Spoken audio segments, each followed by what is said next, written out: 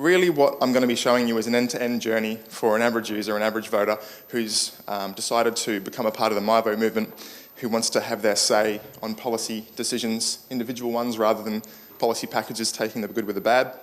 And what we see here is effectively what a user will see when they first land at vote.mivote.org.au. Tentative language, tentative flows, even the wording on this home screen will probably change. But we'll get stuck in. I've arrived here from press, word of mouth, from social, from our website, whatever the case might be, and I'm ready to get involved, so let's get started.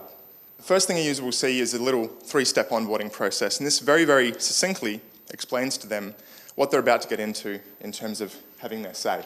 The first step is simply being shown a short summary of the issue at hand. The second is being shown a set of key facts in respect to the issue that are there for consideration. And last, but certainly not least, is having their say per direction. It's not perfect, but we believe truly and deeply that by providing information that is a collaborative result of an internationally team of distributed researchers overseen by an ethics committee, that we're able to deliver information in a much more meaningful, profound, objective, unbiased way than the ways we currently digest, which are influenced too often by lobby groups and party spin, and of course, media ownership influence. So the first thing we'll do, without asking for any sign-up information, because there are a few sort of sensitive details in respect to signing up to become a MiVote member, the first thing we do is bring them straight to an issues list. The issues list is designed to present current and closed issues that Australia is eligible to vote on from 16 and up.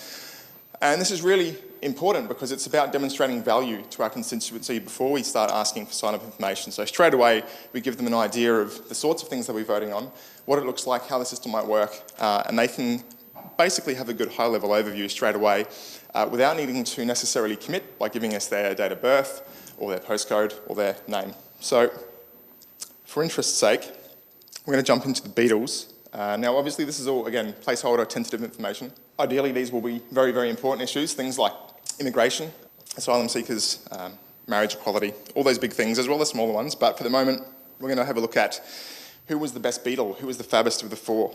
So we'll tap on vote now. As described in that little key intro, we've got a summary. I'm not going to read through it for you. Of course, you can imagine an issue, you can imagine what the summary might be, and indeed imagine what some of the next pieces of text will be. But I'm going to disclose that I've read this, and it's time to show me the facts. Now, importantly, down the bottom will be a constant reinforcement of the values that support and drive MiVote and make us different and make us trustworthy and instill confidences and assurances in people that might otherwise exist. So, as an example, at the bottom of this screen, our information is informed without partiology or media bias. Learn more about our research ethics.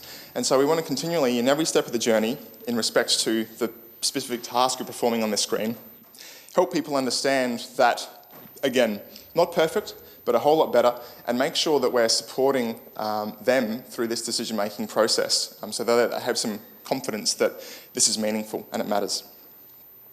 So we've got a fact overview as the next screen. Now there can be as many or as few facts as each issue requires, and importantly, we've got a sort of a tiered system of information. So the first here, the first fact is in regards to Paul McCartney, and we can go in and we can read additional detail. Now this again can be as long or as short as required.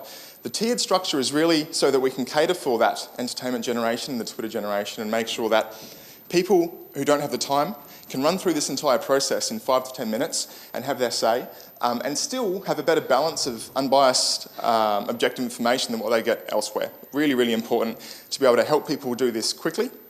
But if they're not so sure that we have the right information, then they're able to dive deeper. And in fact, at the bottom of this, you'll have a resource list. Right now, it's just a very simple single Wikipedia list, but this could be as extensive or as concise as required to let people drill further down from that sort of high-level meme information, deeper down into an extensive reading, and then further to that, being able to look straight into the resources, the literature, all the texts that help us build our own information packs. So, assuming I've read all of the facts and I'm satisfied, I'm ready to cast my vote, I tap that button and on we go. And this is where we start to look into the destinations. So, we've got 4 directions here. Now these directions, obviously in this case, relate to who was the best Beatle, but one of the directions might be a heavy focus on border security, and there are ramifications involved with that, and another one might be a heavy focus on humanitarianism, and there are ramifications involved in that. At the bottom of each frame, again, you can read in more detail, we have the same tiered system for these directions, for these destinations for the country. We can support or not support. So I'm going to randomly tap through a few of these now. Direction 2 of 4, I don't support for whatever reason. I didn't even look at which beetle it was, so don't judge me. Direction 3, I'm going to support that one. My favourite was Lenin, by the way, Imagine, and all that sort of stuff. And direction 4, whatever beetle that was, I do not support that direction. So we have a recap, and here is where we very briefly talk about the fact that our voting record is a decentralised ledger to prevent tampering and protect identity. So this is a big, big deal. This got a lot of attention over in San Fran, and certainly in Australia. You've got kind of similar democratic movements such as Flux, also utilising blockchain technology.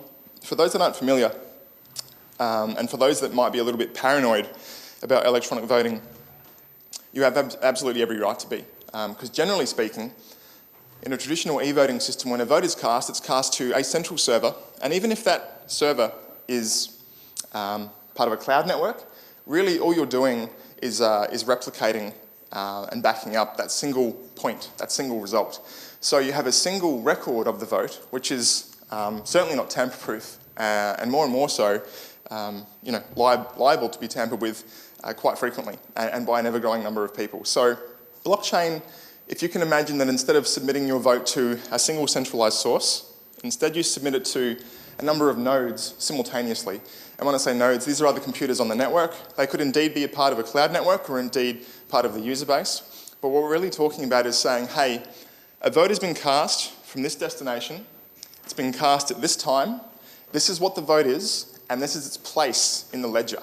And everybody has to agree on that. And so if you were to retrospectively try and modify the record on my phone and change my vote, that would go back out to the network and basically be ignored because everybody already has a shared understanding of reality, and this doesn't fit into that reality.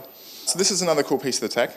As I mentioned earlier, at this stage in the process, I haven't signed in and I theoretically haven't created an account. I happen to have one. So once I've come to the website and I've decided to cast a vote and I've gone through this process, it's at this point I'll be asked for my mobile number. And you'll be asked for your mobile number instead of your email for a few reasons, but one is that an objective for MiVote is complete inclusivity, and still to this day we have more people in Australia with a mobile phone than we do with internet connection. About 85% of the country has a smartphone, about 95 to 98% of the country has a mobile phone, and in fact it'll be closer to the 98% mark for a smartphone with adults in this country over the next year or so as the 2G networks are shut down and people are forced to upgrade to smartphones as well. So it's a very good sort of entry to the funnel of authentication. But you'll also notice there's no password field here. And that's because, very deliberately, there isn't a password field. Again, with the objective of complete inclusivity, we don't want to have to worry about my dad remembering what his email is, certainly not what his password is, because he forgets it all.